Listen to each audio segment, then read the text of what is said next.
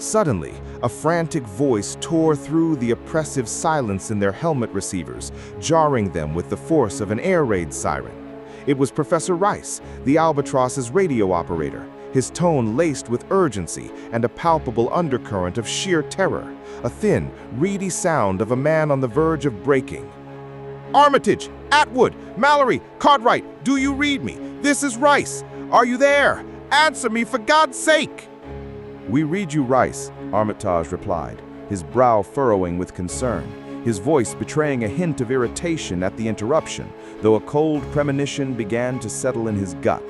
"What is it? We are in the midst of a crucial discovery. Make it quick." "You must return to the ship immediately. Something is happening here on the Albatross. We can't explain it, but the readings, the city, it's destabilizing." "Destabilizing?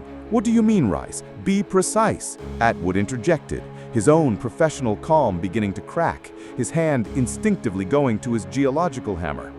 "We don't know, but the structural integrity readings from the city itself are plummeting, Professor, exponentially. Seismic activity is off the charts. Sections of the city are collapsing.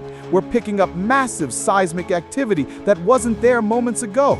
You must get back here now. Every second counts." Rice's voice was rising in pitch, bordering on outright hysteria, the words tumbling over each other in a torrent of fear.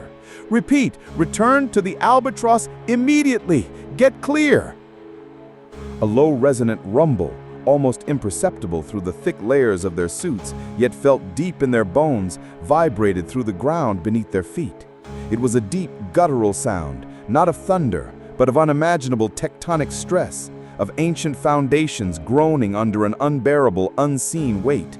In the distance, silhouetted against the unforgiving canvas of the stars, one of the impossibly tall, star-patterned towers, which had stood immutable for eons, seemed to shudder violently, its alien geometry momentarily blurring as if it were a mirage. Then, with agonizing slowness, like a dying titan in a cosmic dream, it began to tilt, its immense mass grinding against itself with a soundless, horrifying force.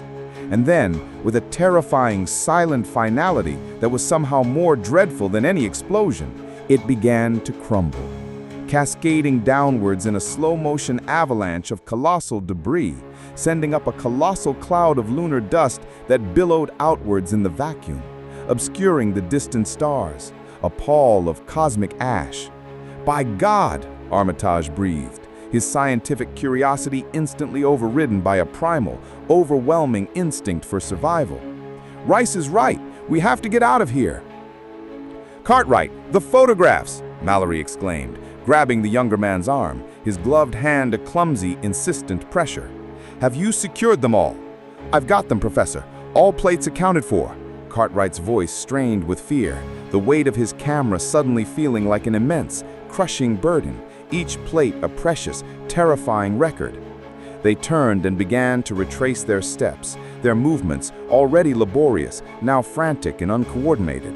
The rumbling grew louder, more insistent, vibrating up through their thick boot soles, shaking them to their core.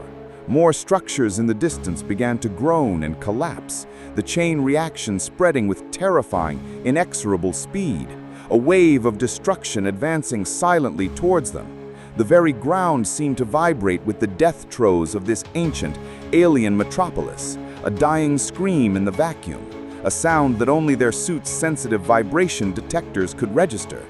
The collapsing structures were getting closer, the debris clouds expanding and engulfing the distant landscape, swallowing the alien architecture in a maelstrom of dust and shattered stone.